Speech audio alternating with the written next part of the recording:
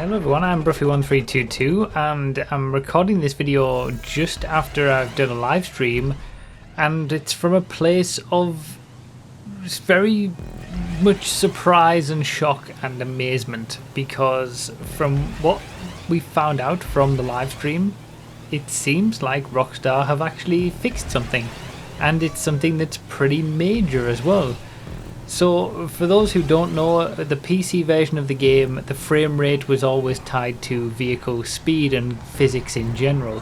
The higher your frame rate, the faster you went on PC with the car in terms of hitting bumps and boosts and things like that. You would get more of a boost from those curb boosts, and cars in general were quicker for that. Now that was also present on the old gen platforms, because if you had someone running, for example, an old PS4 at 20 FPS or 15 FPS in a densely packed city circuit that was really stuffed with a lot of props and was really struggling to match that 30 FPS, in comparison to someone who was, say, on a PS5 playing the PS4 version of the game rocking a stable 30 FPS, the person who was at 30 FPS would be quicker.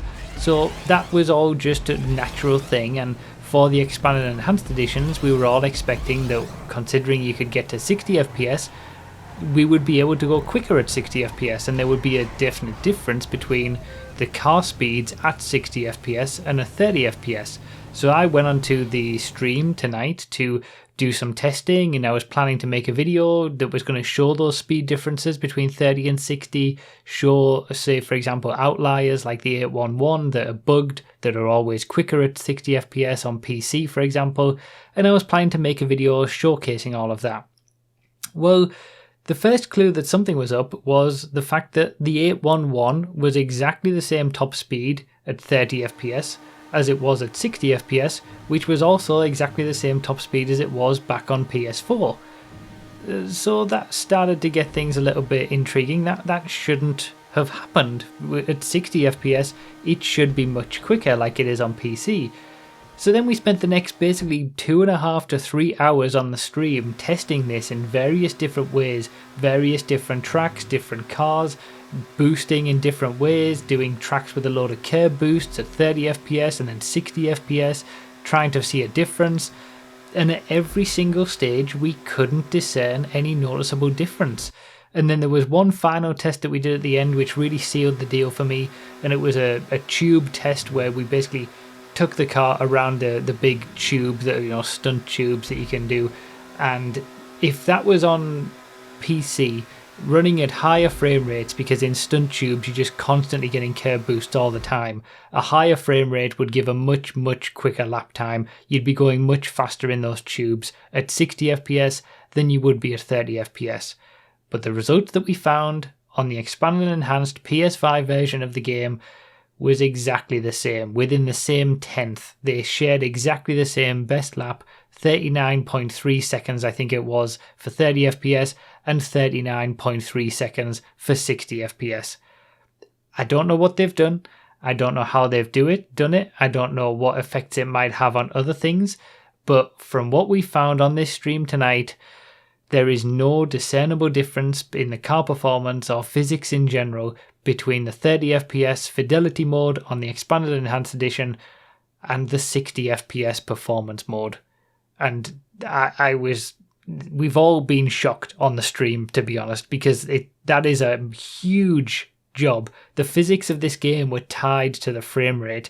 So, this might explain why, on the one hand, there isn't that much else going on with the expanded and enhanced editions. They haven't had time to add more stuff and more quality of life updates, because this would have been a big job to do, and also why it might have been delayed, because doing this and untying the physics from the frame rate probably broke an uncountable number of things that they had to fix, and that might be why it got delayed.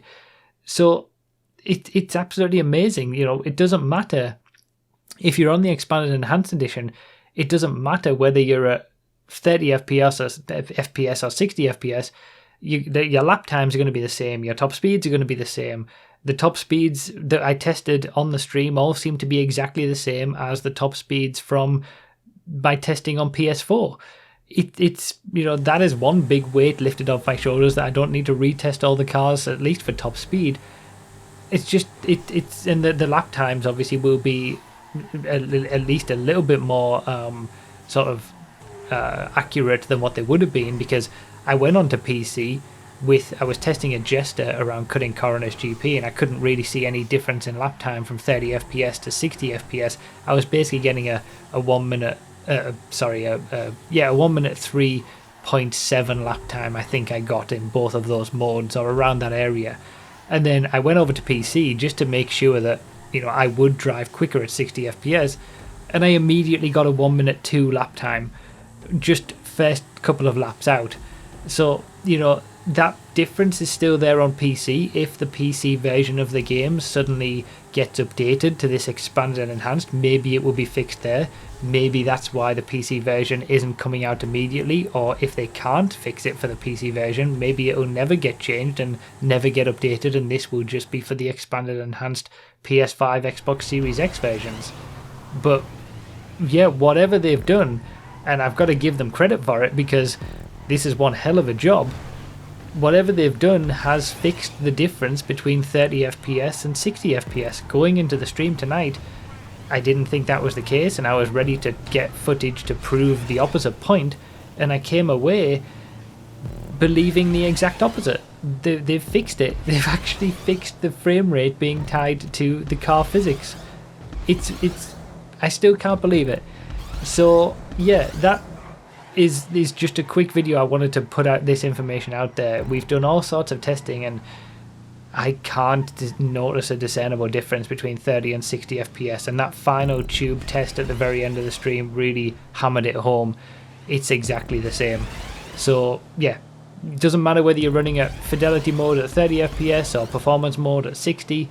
The 60 FPS in my opinion looks much nicer, but you do what you want, and you will be able to go the same speeds. And my top speeds should all still be accurate. My lap times, some of them still do need retesting just because they're so old, but in general, most of the lap times will still be accurate as well. So, great. Thank you, Rockstar. Bloody hell. I can't believe it. Well done, whoever was working at Rockstar on this. And it kind of makes up for the rest of Expanded and Enhanced not being all that much extra beyond the rest of the game. There's still so many things that they can improve and so many things that they can do, but this is a big one. So yeah, that just wanted to put a quick video out there to let you guys know, because I was going to make a video showing the difference between the two game frame rate modes, but I don't need to now. They're exactly the same. I don't know how they've done it, but they've done it.